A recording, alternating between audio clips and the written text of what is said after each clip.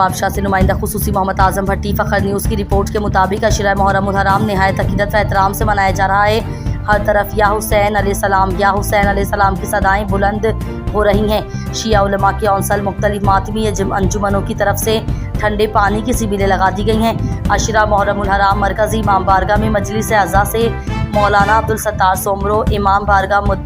मबदतुल उलूम ईसरपुरा में मौलाना मोहम्मद रज़ा रिजवी, महफिल Shah खरासान sugar mill में मौलाना साबिर हुसैन, इमाम बारगाह कमर बनी हाशिम में मौलाना सैयद मुर्तज़ा अब्बास आबदी, अज़ा खाना ऑल मोहम्मद सल्लल्लाहु अलैहि वसल्लम में मौलाना बहादुर अली तुनियो, इमाम बारगाह सजादिया में मौलाना तस्वर अब्बास जाफरी, इमाम बारगाह यादगार करबला में मौलाना मुश्ताक हुसैन मरी हुसैनी, इमाम बारगाह गरीबाबाद में मौलाना सहराब अली, इमाम बारगाह अबू अल फजल अब्बास ताज कॉलोनी में मौलाना गुलाम रज़ा चांडियो खिताब कर रहे हैं। मजालिस अज़ा की सिक्योरिटी पुलिस के साथ जाफरिया यूथ और जाफरिया स्काउट और अल अजल स्काउट के कारकुनान अदा कर रहे हैं। दरियास्ता शिया उलमा कौंसल पाकिस्तान सूबा सिंध के deputy general secretary Zafar Mohammad Hussain Chandio, divisional सदर मौलाना ताज अली इनकलाबी, सैयद फयाज हुसैन शाह, ज़िला सदर मौलाना अता हुसैन चांडियो, मौलाना मोहम्मद आलम खान मरी, फयाज हुसैन लेखी ने मुतालबा किया है कि आशिरा मुहर्रम उल हराम के दौरान